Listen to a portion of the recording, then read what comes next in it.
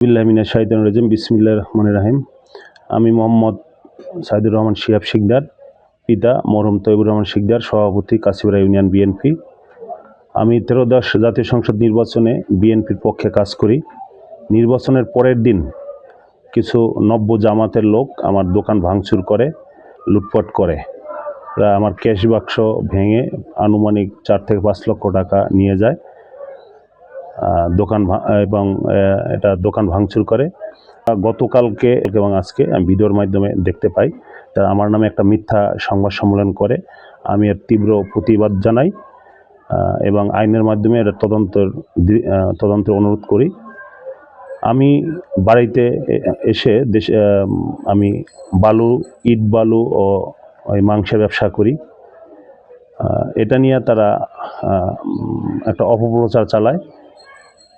আমি চরের সরকারি নিয়মকানুন মেনে আমি চরের ডিসিআর কাটি, যে ডিসিআরটা বৈধ, সরকারি ভ্যাট ট্যাক্স দিয়ে, এই যে তার কাগজ, তারা এটা নিয়ে একটা অপপ্রচার চালাচ্ছে।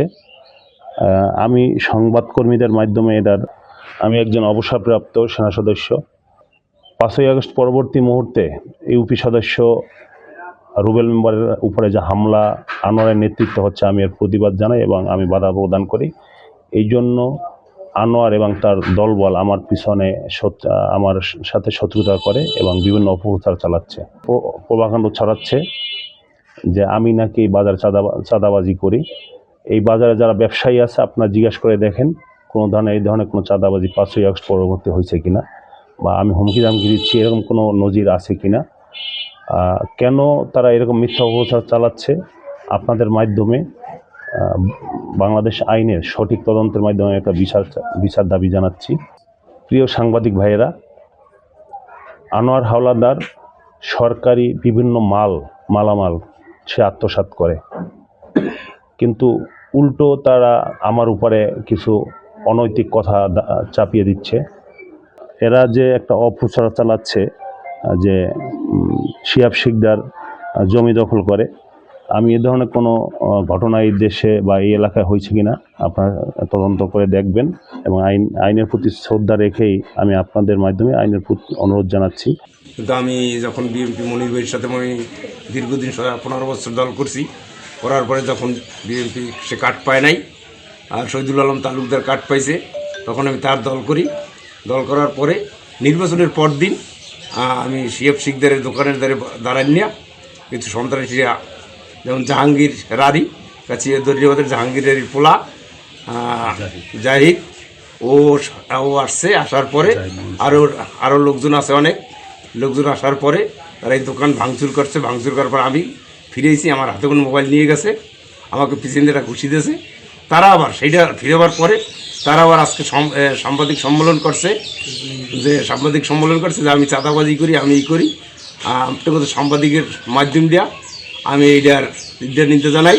কারণে আমরা দেখি গেলে কোনো কিছু করে কোনো সময় না।